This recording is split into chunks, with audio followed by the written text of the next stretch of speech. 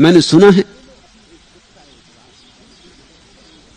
कि एक कुत्ता एक राजमहल में प्रवेश कर गया, भूल चूक से रात वहीं बंद रह गया, सुबह मरा हुआ पाया गया।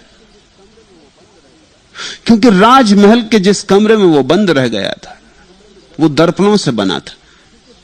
उस कमरे में दर्पण ही दर्पण लगे थे, सारी दीवारें दर्पणों से ढकी थी। जब उस कुत्ते ने आंख खोली और चारों तरफ देखा तो वो घबरा गया। इतने कुत्ते उसने अपने जीवन में कभी देखे नहीं थे। स्वभाव था, घबराहट में भौंका। कुत्ता था और करता भी क्या, सारे कुत्ते भौंके। फिर तो उसने होश खो दिया। फिर तो वो इस कुत्ते की तरफ झपके कि सारे कुत्ते उसकी तरफ झपके। रात भर भौंकता रहा और दर्पणों से लड़ता रहा। सुबह लहूलुहान, दर्पणों पर भी उसके खून के चिन्ह थे और उसकी लाश पड़ी थी कमरे में। तुम किससे लड़ रहे हो? कौन यहां दुश्मन है? तुम किससे भौंक रहे हो? किसके लिए भौंक रहे हो? यहां दर्पण ही दर्पण है,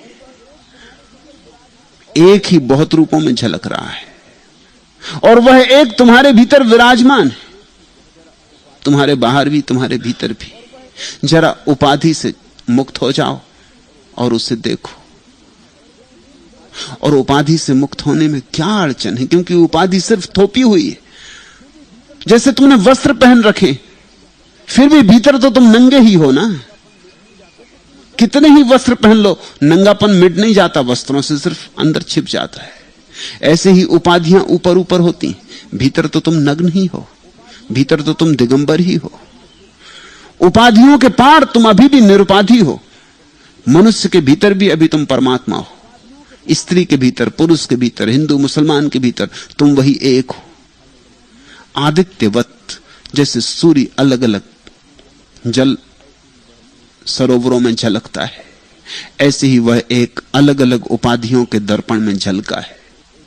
उस एक को पहचानो।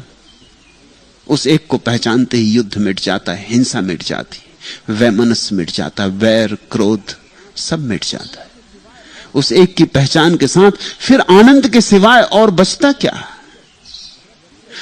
फिर रास ही रास है, फिर रंग ही रंग है, रस ही रस है, रसो वैसा। उसका रस तुम्हें तभी अनुभव होगा, और जब तक उसका रस अनुभव न हो तब तक सारे अनुभव व्यर्थ हैं।